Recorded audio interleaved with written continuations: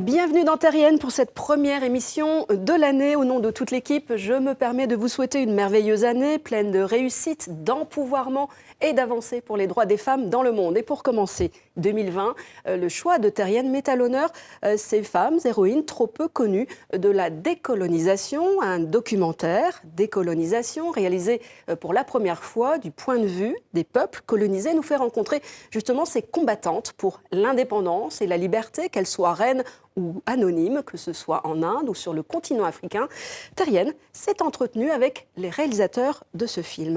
La série commence effectivement par une héroïne qui s'appelle Manikarnika Tambe, qui était la reine de Jhansi, un petit état princier en Inde, parce que son histoire est extraordinaire. Et c'est vrai que symboliquement, le fait de commencer par une femme, cette série sur l'histoire des décolonisations, ça permettait de bien montrer tout simplement que les femmes avaient joué un très grand rôle dans cette histoire, exactement à l'égal des hommes.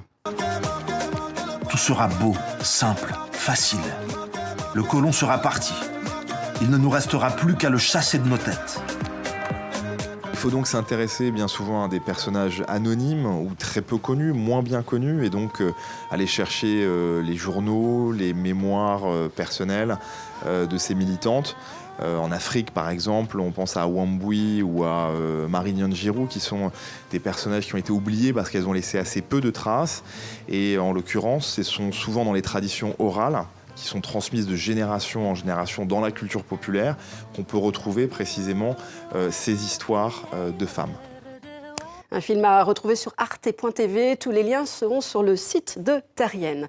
Le premier coup de griffe de l'année avec ce séisme qui secoue le monde littéraire français et pas seulement, l'affaire Gabrielle Matzneff. Et c'est une femme qui a pris la parole près de 40 ans après les faits.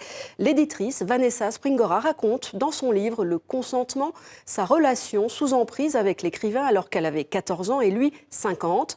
L'écrivain lui a fait de son goût pour les adolescentes et même plus jeune encore le cœur de son œuvre littéraire. La justice a ouvert aujourd'hui une enquête pour viol sur mineur de moins de 15 ans et sa maison d'édition Gallimard a décidé d'arrêter la commercialisation de son journal. Le coup de cœur de Terrienne nous fait remonter le temps jusqu'au début du cinéma avec son regard charbonneux et hypnotique. Elle était la star du cinéma muet du début du XXe siècle. Elle, c'est Musidora.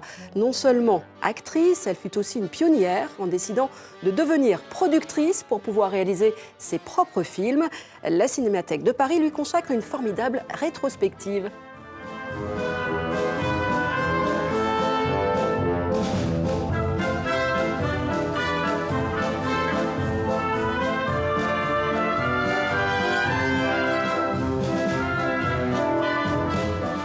Voilà des infos à retrouver sur notre site ou via nos réseaux sociaux. Et encore une très belle année à toutes et à tous.